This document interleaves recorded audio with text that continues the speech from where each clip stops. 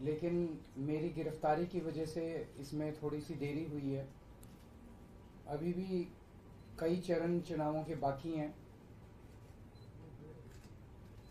वैसे तो ये गारंटियां केजरीवाल की गारंटी के नाम से जारी की जा रही हैं।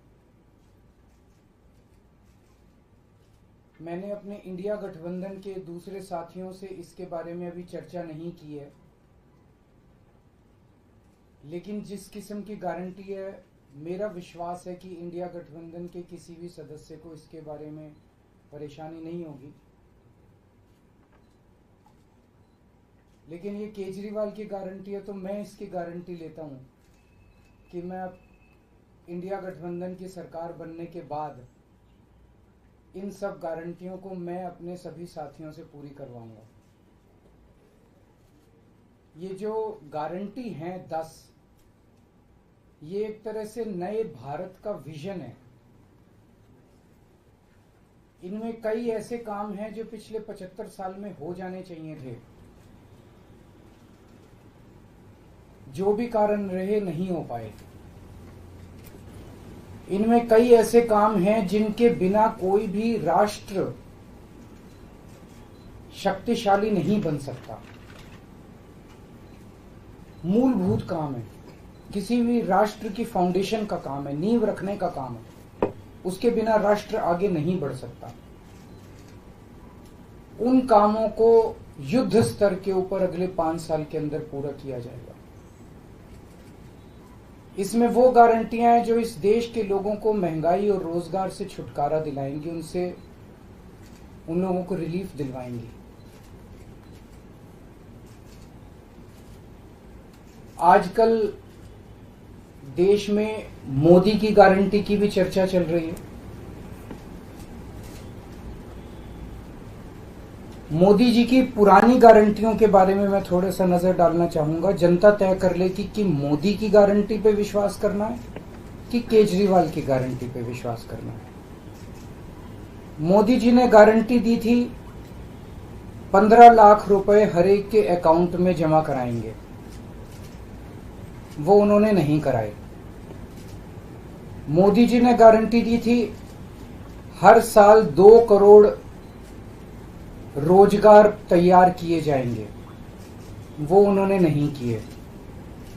मोदी जी ने गारंटी दी थी स्वामीनाथन रिपोर्ट लागू करके उसके हिसाब से किसानों को फसलों के दाम दिए जाएंगे, उन्होंने प्रधानमंत्री बनने के बाद इसको खारिज कर दिया कि मैं नहीं करूंगा।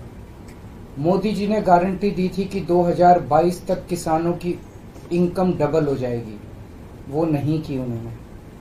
मोदी जी ने गारंटी दी थी कि 2022 तक इस देश के हर घर के अंदर 24 घंटे बिजली का इंतजाम किया जाएगा। आज भी देश के कोने कोने तो छोड़िए, देश के कई शहरों के अंदर बिजली के लाले पड़े हुए हैं, बिजली के बड़े बड़े लंबे लंबे पावर कट लगते हैं। मोदी जी ने गारंटी दी थी कि 15 अगस्त 2022 तक साबरमती और बॉम्बे के बीच में बुलेट ट्रेन चालू की जाएगी। अभी तक बुलेट ट्रेन का दूर दूर तक कोई नामो निशान नहीं है। मोदी जी ने गारंटी दी थी 100 स्मार्ट सिटीज बनाई जाएंगी। अब तो शायद ये प्रोजेक्ट ही खत्म हो गया, कोई स्मार्ट सिटीज। इस तरह की ढेरों गारंटी दी थी जो कि कोई गारंटी पूरी नहीं हुई। इसके पहले जब जब चुनाव आए, केजरीवाल ने गारंटी दी थी दिल्ली में और पंजाब में बिजली मुफ्त करेंगे, हमने बिजली मुफ्त कर दी। हमने गारंटी दी थी बिजली 24 घंटे करेंगे, हमने बिजली 24 घंटे कर दी। हमने गारंटी दी थी शानदार स्कूल बनाएंगे, हमने बच्चों की शिक्षा के लिए शानदार स्कूल बनाए। हमने गारंटी दी थी मोहल्ला क्लिनिक बनाएंगे, हमने जितनी गारंटी दी थी सारी गारंटी पूरी की।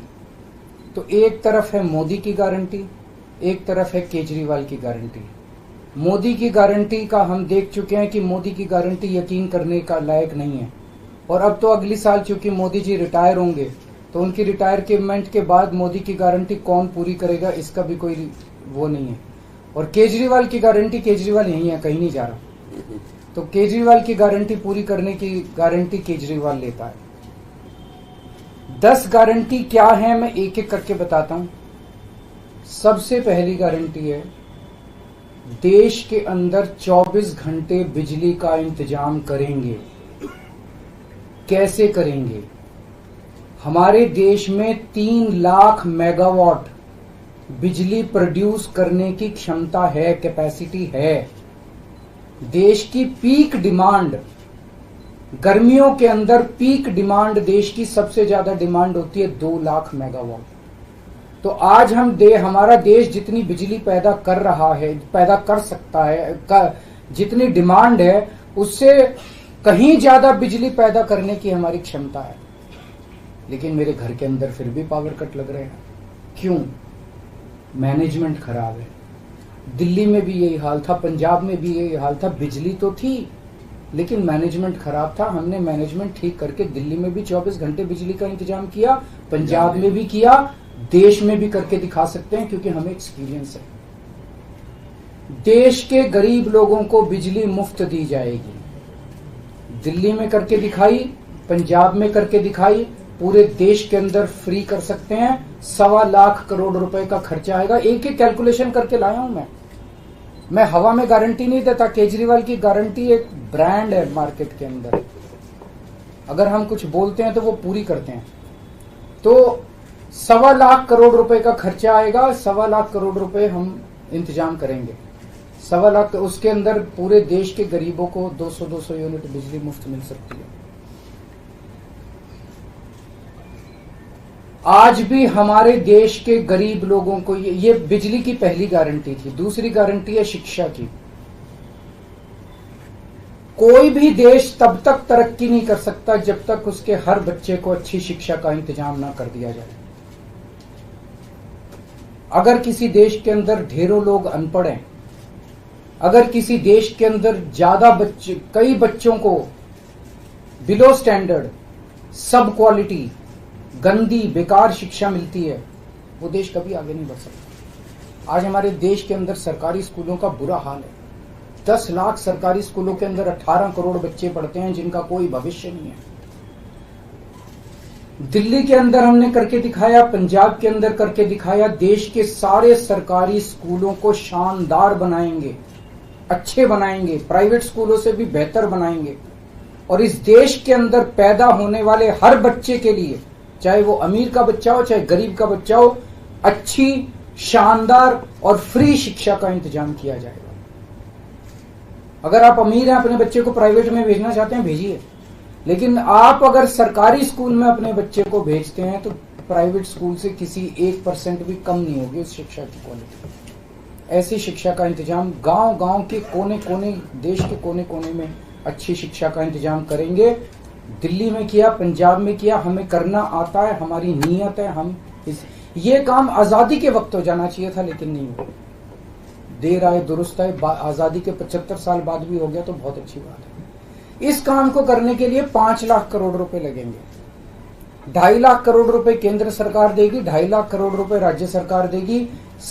हर साल 5 साल में हर साल 50,000 करोड़ रुपए का खर्चा आएगा केंद्र सरकार को। 50,000 करोड़ तो कुछ भी नहीं है। अगर 50,000 करोड़ रुपए सालाना खर्चे में मेरे देश के बच्चा अगर 18 करोड़ बच्चों को अच्छी शिक्षा मिल जाए, इससे अच्छा और क्या हो सकता है। तीसरा, स्वास्थ्य। अगर मेरे देश की जनता स्वस्थ होगी, बीमारी नहीं होगी, तो देश तरक्की करेगा। पढ़ी लिखी जनता होगी, स्वस्थ जनता होगी, तो ये 140 करोड़ लोग ही तो इस देश को आगे ले जाएंगे। कोई एक प्रधानमंत्री थोड़ी देश को आगे ले जाता है, जनता आगे ले जाती है।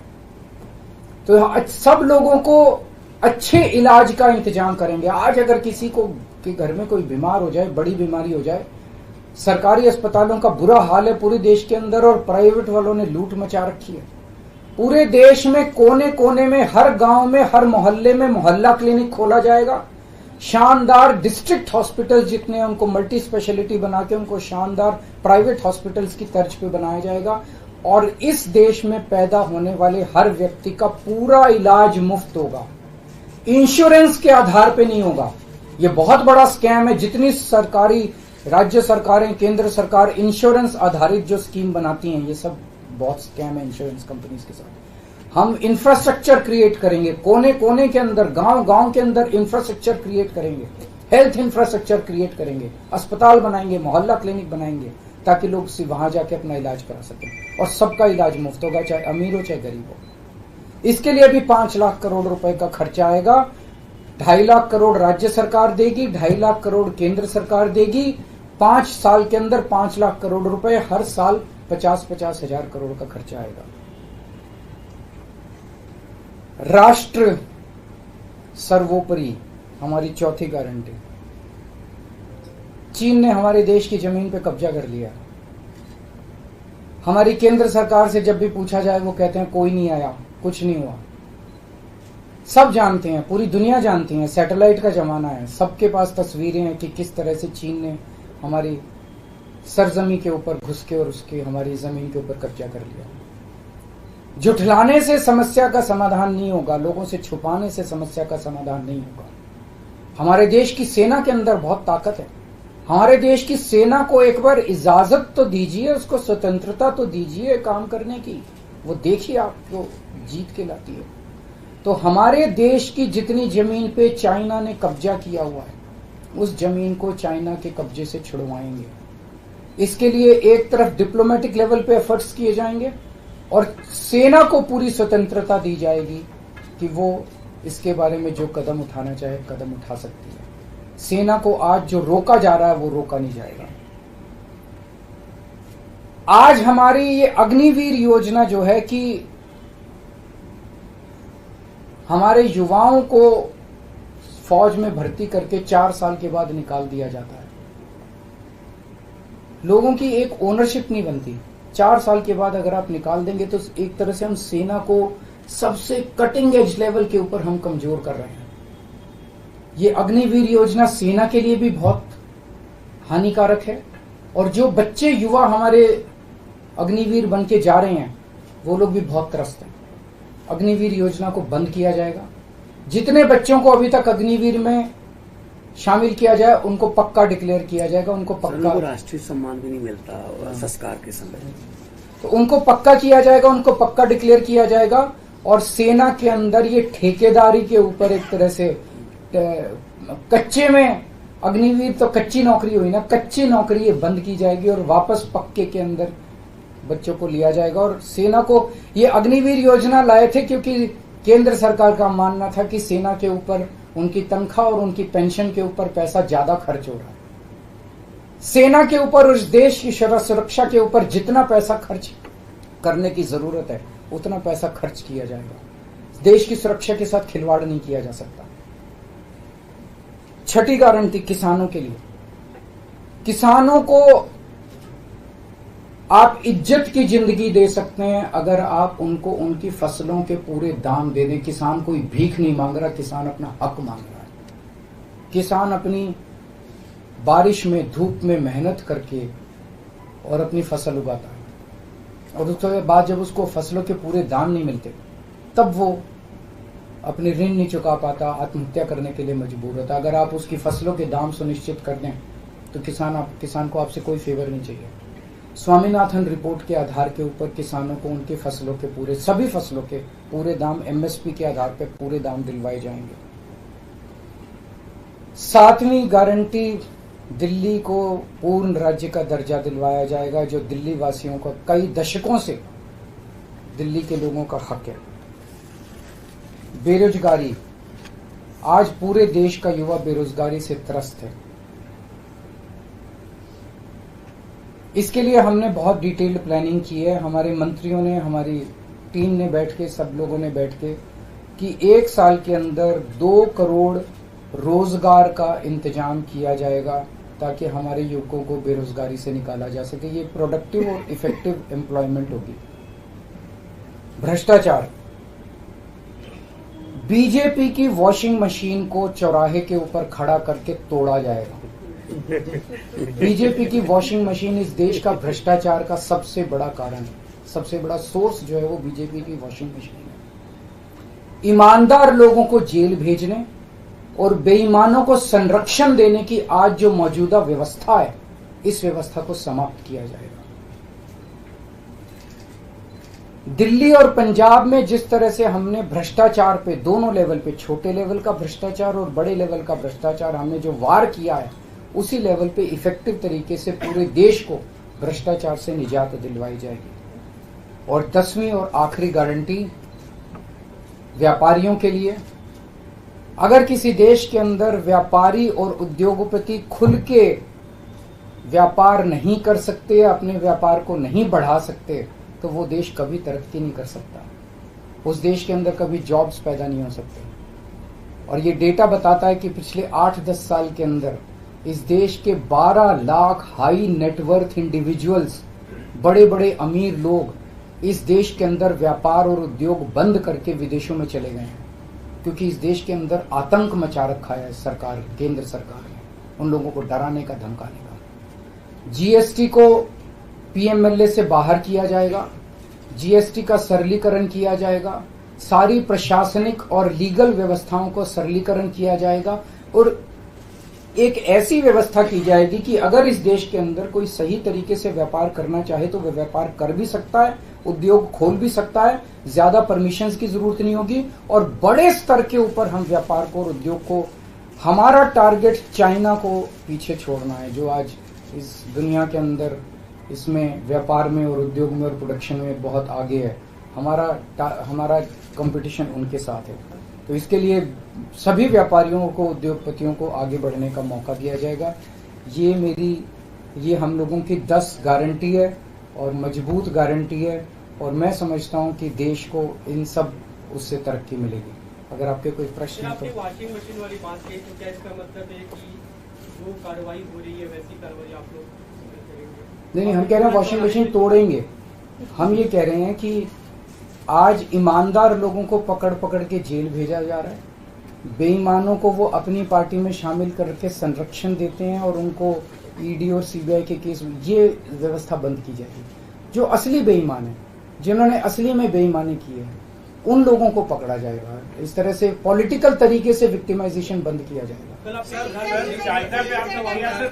प्रधानमंत्री की उम्र को लेकर जो बात की, उसमें गृह मंत्री का बयान है, उन्होंने कहा कि जो भाजपा के कानून में ऐसी बात नहीं लिखी हुई है और देश भर के लोग चाहते हैं उत्तर से दक्षिण तक कि नरेंद्र मोदी प्रधानमंत्री। देखिए, कल मैंने बोला था कि मैंने क्या बोला था, 2014 में प्रधानमंत्री जी ने खुद ने कानून बनाया था, अपने नियम बनाए थे बीजेपी के लिए कि 75 साल की उम्र होने पे भारतीय जनता पार्टी के अंदर उनको कोई भारतीय जनता पार्टी अपने किसी भी नेता को किसी तरह की कोई जिम्मेदारी नहीं देगी और उनको रिटायर किया जाएगा। उस नियम के आधार पे आडवाणी जी को रिटायर किया गया, मुरली मनोहर जोशी जी को रिटायर किया गया, सुमित्रा महाजन जी को रिटायर किया गया, यशवंत सिन्हा जी को रिटायर किया गया, रीता बहुगुणा जोशी जी को रिटायर किया गया, संतोष गंगवार जी को, कई लोगों को रिटायर किया गया, यशवंत सिन्हा जी को रिटायर किया गया। तो कल जब मैंने कहा कि उस नियम के हिसाब से 17 सितंबर 2025 यानी कि अगले साल प्रधानमंत्री जी जब 75 साल के हो जाएंगे तो वो भी रिटायर हो जाएंगे। जब मैंने ऐसे कहा तो कल मैंने देखा कि बीजेपी के बहुत सारे नेताओं ने ये कहा कि वो नियम 75 साल वाला मोदी जी के ऊपर लागू नहीं होता। तो मैं समझता हूं कि जब भी ऐसा कुछ होता है, जब किसी पार्टी के सबसे बड़े नेता के ऊपर कोई टिप्पणी की जाती है तो जाहिर तौर पे उनकी पार्टी के लोग उनको उनके समर्थन में बोलते हैं।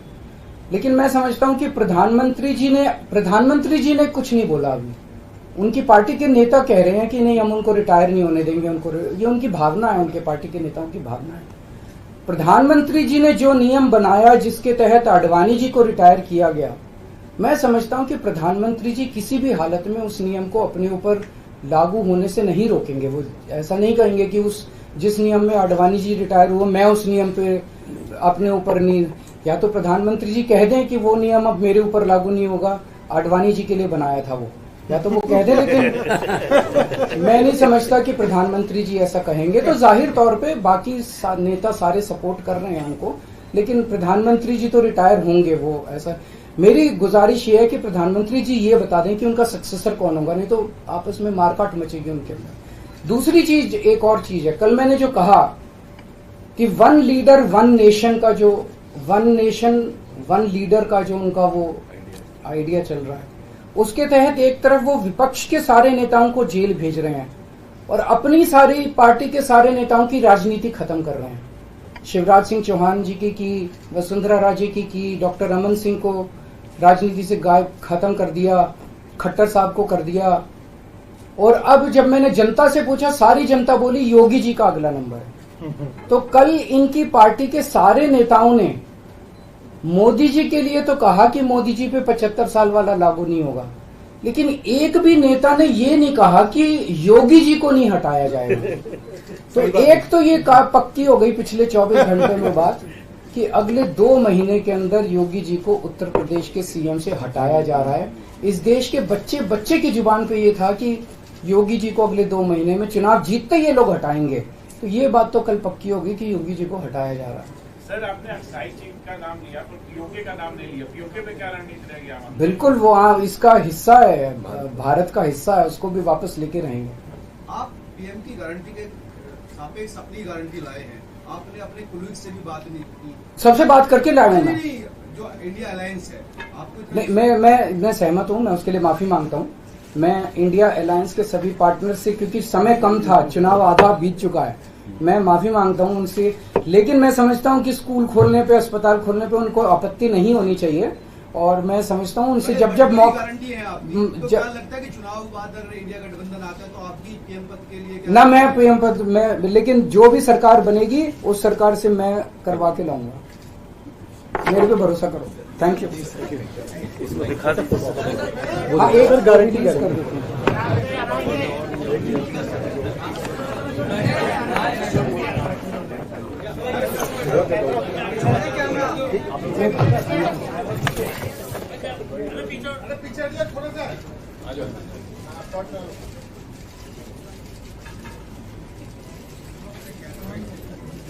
Thank you. How many seats are you winning in Delhi? Out of your contesting 22 seats in all, so how many seats are you expecting to win? Delhi में सारी बीजेपी बीजेपी हारेगी सारी, जितनी है माहौल आप एक बार ही जाके देखो, आपको तो, आप तो सारे पत्रकार घूमते ही रहते हो। आज शाम को 2 जगह जा रहा हूँ, मोती नगर और दिल्ली से बाहर। अभी जो फिक्स हुआ है, क्या क्या है बता दो। बिहार में महाराष्ट्र 17 तारीख को है, 16 तारीख